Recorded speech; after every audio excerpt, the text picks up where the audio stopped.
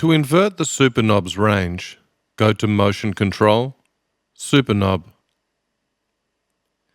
You can see that only the first two assignable knobs are assigned. This means you only need to invert the range of assignable knobs 1 and 2.